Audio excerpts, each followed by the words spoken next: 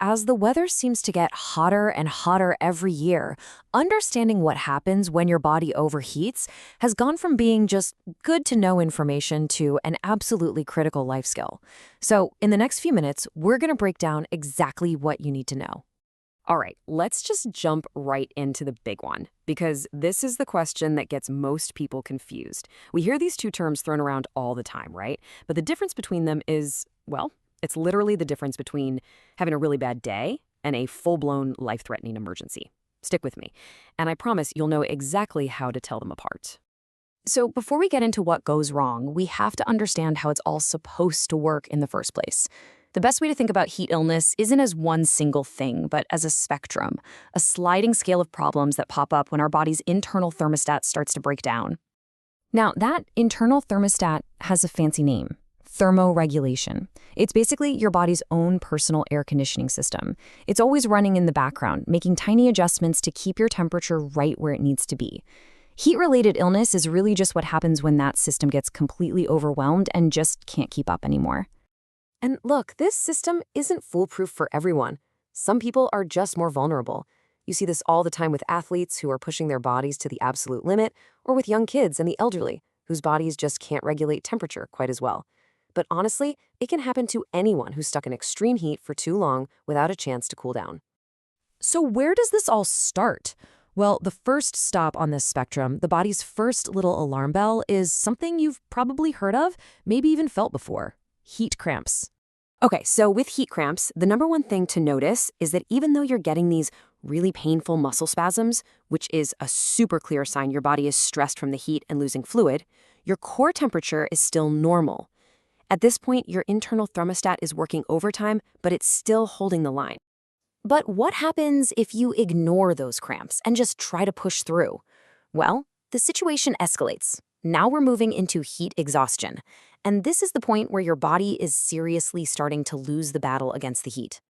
And here, the symptoms start to affect your whole body. We're not just talking about sore muscles anymore. Now you've got a headache, you feel sick to your stomach, your heart is racing, that's tachycardia, and your blood pressure might even drop, which is called hypotension. The main point is your body is showing widespread distress, and, crucially, its temperature is starting to climb. This is serious, and it can turn into a real emergency if you don't act fast. And that brings us to the absolute worst-case scenario, the climax of all this: heat stroke. This is not just an escalation, folks. This is a complete and total system failure. This is a life-or-death medical emergency. This quote really says it all. The body's cooling mechanism has just failed. It's not struggling anymore. It's broken. Your body can't sweat properly to cool itself down, and that internal temperature just starts spiraling up and up, completely out of control. And how high are we talking? Well, the core body temperature is typically soaring above 104 degrees Fahrenheit. That's over 40 degrees Celsius.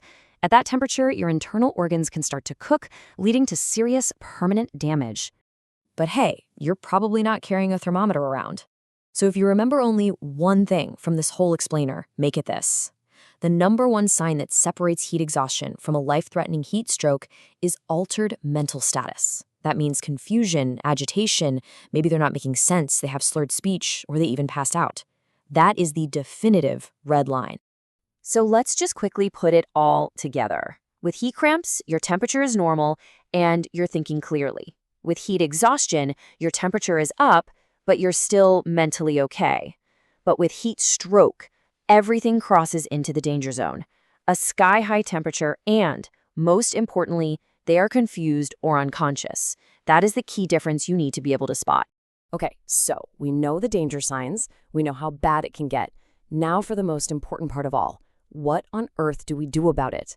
Let's talk about the resolution, the cooling protocol, because the single best treatment for any heat-related illness is, well, it's pretty simple: cool the entire body down.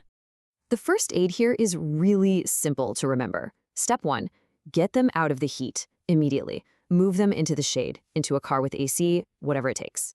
Step 2, start actively cooling them down. And step 3, if, and this is a big if they are fully conscious and can swallow, give them sips of water or a sports drink to start rehydrating. So what's the best way to cool someone down? Well, the gold standard, what you might see in a hospital, is literally dunking them in an ice water bath. But obviously, most of us can't do that. So the most practical and fastest method out in the real world is using evaporation. All you do is spray the person with cool water, from a hose, a spray bottle, anything, and then fan them like crazy. As that water evaporates, it pulls a massive amount of heat away from the skin. Now, you've probably heard this before. Put ice packs on the neck, armpits, and groin, right? Well, it turns out that's way less effective than whole body cooling, like misting and fanning. It's not going to hurt necessarily, but it's just not the best tool for the job.